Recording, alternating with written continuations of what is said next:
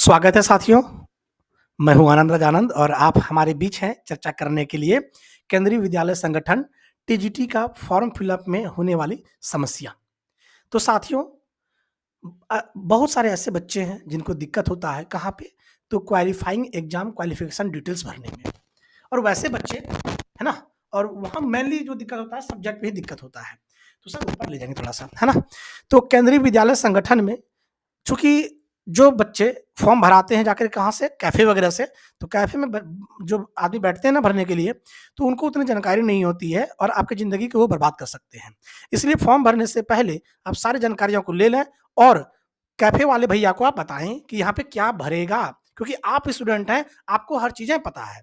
तो चलिए साथियों हम लोग चीज़ों को आगे बढ़ाते हैं और जानते हैं क्या आपके पास समस्याएँ आती है। तो साथियों हम जो आपके बीच लेके आए हुए हैं, वो रिसर्च करके लाए हैं कि यहाँ पे जो सब्जेक्ट में आएगा वो क्या आएगा, पासिंग ईयर जो है वो कौन-सा चीज़ का डालना है, ग्रेजुएशन का यहाँ पे डालेंगे कि बीएड का यहाँ पे डालेंगे, वो सारा चीज़ आपको हम चर्चा करने वाले हैं।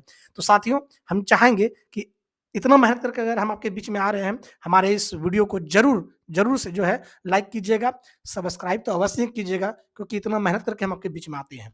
तो आइए सबसे पहले तो पास स्टेटस लिखा हुआ है, तो अगर आप पास ही हैं तभी फॉर्म भर सकते हैं क्योंकि अपेयरिंग में फॉर्म भरने को मौका नहीं दी जाती है, ठीक है?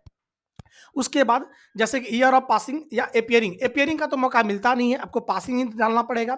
दूसरा बात यहाँ पे कोर्स स्ट्रीम में आइएगा और कोर्स स्ट्रीम में जो बैचलर डिग्री जैसे हमने टीजीटी की फॉर्म भर रहा हूँ मैं, है ना? जो हमने ग्रेजुएशन किया था इंग्लिश से, है ना? हमारी ऑनर्स पेपर इंग्लिश थी, इसीलिए हमने यहाँ पे सब्जेक्ट पेपर चुना है इंग्लिश।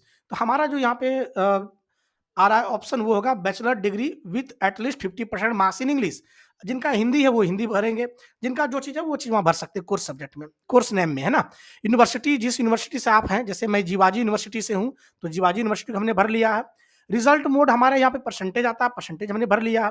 टोटल मार्क्स हमने डाल दिया है, आप भी डाल देंगे, व 10 मार्क्स भी डाल देंगे। मार्क्स यहाँ पे परसेंटेज में खुद ले लेता है। अब रही बात सब्जेक्ट क्या डालें, यही सबसे बड़ी समस्या होती है। तो साथियों सब्जेक्ट में हम वही चीज़ डालेंगे जो हमारा ऑनर्स पेपर में है। ऑनर्स पेपर में हमारा क्या है इंग्लिश, तो हम यहाँ पे इंग्लिश ही डालेंगे, है ना? इंग्लिश होगा तो हम इंग्लिश ही डालेंगे। ये बात आपको क्लियर हो गया?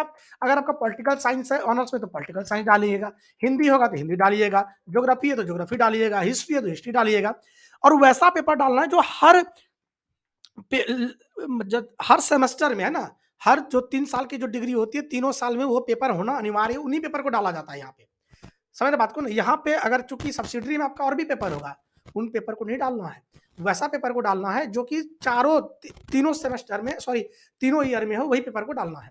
बीएड क्वालिफ़िकेशन भी सेम टू सेम वैसे ही भरेंगे आप, है ना? बीएड के लिए अगर बात करें तो पासिंग ईयर वगैरह डाल दीजिएगा यहाँ पे। अब जो समस्या रहती है वो रहती है सब्जेक्ट को लेकर यहाँ पे भी।